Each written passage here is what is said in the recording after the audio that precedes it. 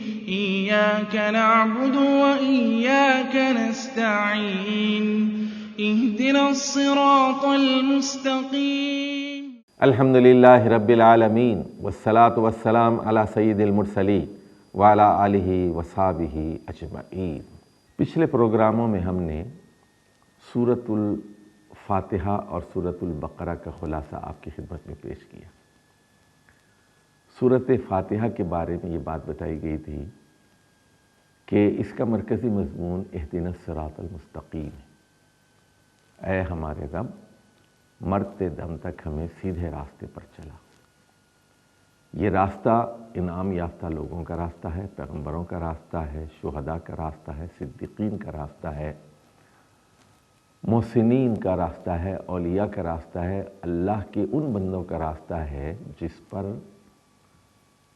یہ لوگ چلتے رہیں، جن پر اللہ تعالیٰ کے انعامات ہوئے۔ ان لوگوں کا راستہ نہیں ہے جن پر اللہ کا غضب ہوا۔ یہ یہودیوں کا راستہ بھی نہیں ہے، یہ عیسائیوں کا راستہ بھی نہیں۔ سورۃ البقرہ میں مغصوب قوم بنی اسرائیل اور یہودیوں کا ذکر ہوا۔ آج کے اس پروگرام میں سورۃ آل عمران کے مرکزی مضامین کا خلاصہ آپ کی خدمت میں پیش کیا جائے گا، اور یہاں پر عیسائیوں کے خلاف فرد جرم بیان کی گئی۔ سورہ بقرہ میں یہودیوں کے خلاف بالخصوص فرد جرم ہے، اور سورۃ آل عمران میں عیسائیوں کے خلاف فرد جرم ہے۔ 200 آیات پر مشتمل یہ بھی ایک مدنی سورت ہے۔ سورۃ فاتحہ مکی سورت تھی، بقرہ بھی مدنی تھی، اور آل عمران بھی مدنی ہے، اور آگے آنے والی 2 اور صورتیں سورۃ النساء اور سورۃ المائدہ، چاروں صورتیں یہ مدنی ہیں۔ 200 آیات ہیں۔ اس کا معتد بھی حصہ 3 ہجری میں جنگ احد کی شکست کے بعد نازل ہوا ہے۔ 200 آیات، اس میں جو اہم پیراگراف ہیں، 7 پیراگراف ہیں، وہ پہلے ہم جاننے کی کوشش کرتے ہیں۔ تو پہلا پیراگراف تمہید ہے۔ اس میں بتایا گیا ہے کہ قرآن مجید کیوں نازل کیا گیا ہے۔ یہ فرقان ہے، بالخصوص عیسائیوں کے لیے یہ فرقان ہے، تاکہ وہ تثلیث کا، ٹرینٹی کا عقیدہ چھوڑ دے، توحید اختیار کر لے۔ عیسائیوں کو ان کی غلطیوں کی طرف نشاندہی کرنے والی کتاب قرآن مجید کو نازل کر دیا گیا۔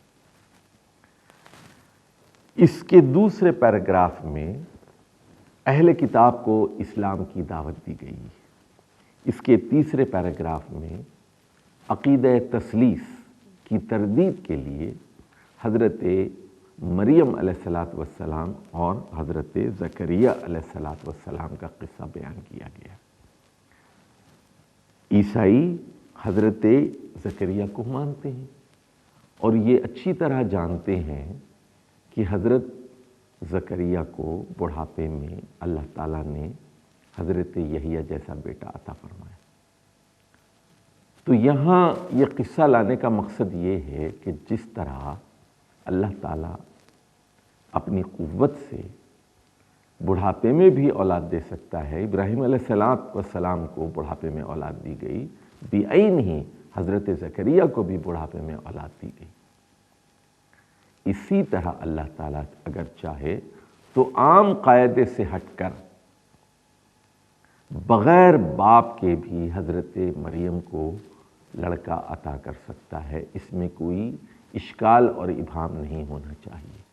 حضرت عیسیٰ اللہ تعالیٰ کے بیٹے نہیں ہیں، اللہ تعالیٰ کے رسول، اللہ تعالیٰ کے بندے ہیں۔ چوتھے پیراگراف میں اہل کتاب کے شر کی تفصیل، کہ کس طرح وہ دنیا دار ہیں، کس طرح وہ دنیا میں پھنسے ہوئے ہیں، کس طرح مسلمانوں کے خلاف ان کی سازشیں ہیں۔ 5ویں پیراگراف میں اس امت کے لیے، امت مسلمہ کے لیے تنظیمی ہدایات دی گئی۔ وَاعْتَصِمُوا بِحَبْلِ اللَّهِ، اللہ کی رسی کو مضبوطی سے تھامنے کا سبق دیا گیا ہے۔ تقوی اختیار کرنے کی نصیحت کی گئی، اور بتایا گیا ہے کہ امت مسلمہ کو یہودیوں اور عیسائیوں کے راستے پر نہیں چلنا چاہیے۔ تو وَلَا تَكُونُوا كَالَّذِينَ تَفَرَّقُوا وَاخْتَلَفُوا مِن بَعْدِ مَا جَاءَتْهُمُ الْبَيِّنَاتُ، اے مسلمانوں تم ان لوگوں کی طرح نہ ہو جانا جنہوں نے بینات کے آنے کے باوجود اختلاف کیے اور تفرقے میں پڑ گئے۔ اللہ کی رسی کو مضبوطی سے تھامو۔ چھٹے پیراگراف میں بتایا گیا ہے کہ جنگ احد میں کثرت تعداد کے باوجود رسول اللہ صلی اللہ علیہ وسلم کی موجودگی کے باوجود شکست ہوئی۔ 1 سال پہلے 313 لوگوں نے بدر کے میدان میں 1000 لوگوں کو شکست دی تھی۔ اب یہ تعداد زیادہ ہو گئی تھی، لیکن شکست کے اسباب کی نشاندہی کی گئی۔ رسول اللہ صلی اللہ علیہ وسلم کی بات نہیں مانی گئی، تنازعہ کیا گیا، اختلاف ہوا اور مسلمانوں نے کمزوری دکھائی، امیر کی اطاعت نہیں کی، اس لیے انہیں شکست سے دوچار کیا گیا۔ اور آخری پیراگراف اختتامی ہے۔ اب ذرا غور فرمائیے، یہاں میں نے بتایا تھا آپ کو سورہ بقرہ کا آدھا حصہ 286 آیات میں سے 143 تک تمہید اور بنی اسرائیل کے خلاف فرد جرم پر مشتمل ہے، یہودیوں کے خلاف فرد جرم پر مشتمل ہے، اور 143 سے لے کر آگے کا جو حصہ آدھا حصہ ہے 286 تک وہ امت مسلمہ کے لیے ہدایات اور اختتامیہ پر مشتمل ہے۔ یہاں سورۃ آل عمران میں بھی یہی صورتحال آپ دیکھتے ہیں، 101 آیات تک تمہید بھی ہے اور اہل کتاب بالخصوص عیسائیوں کے خلاف چارج شیٹ ہے فرد جرم، اور آیت نمبر 102 کے بعد سے امت مسلمہ کو احکام دیے گئے ہیں، پھر آخر میں اختتامیہ ہے۔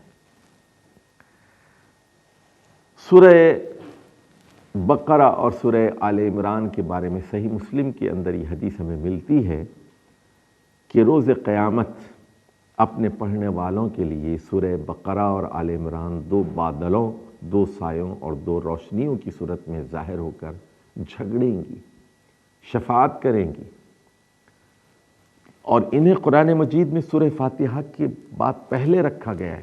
ان کو زہراوان کہا گیا ہے، ان کو غمامتان کہا گیا ہے، یہ سایہ کریں گی قیامت کے دن۔ تو امت مسلمہ کے لیے یہ ضروری ہے کہ ان پہلی رکھے جانے والی 2 صورتوں کا گہرائی سے مطالعہ کریں، سمجھیں اور یہ جاننے کی کوشش کریں کہ اقوام عالم میں، مذاہب عالم میں، عیسائیوں اور یہودیوں اور ہندوؤں اور بدھ مت کے ماننے والوں کے درمیان امت مسلمہ کے وجود کی کیا ضرورت ہے، ان کی کیا اہمیت ہے اور ان کی کیا فرائض ہیں، ان کی کیا ذمہ داریاں ہیں۔ إياك نعبد وإياك نستعين اهدنا الصراط المستقيم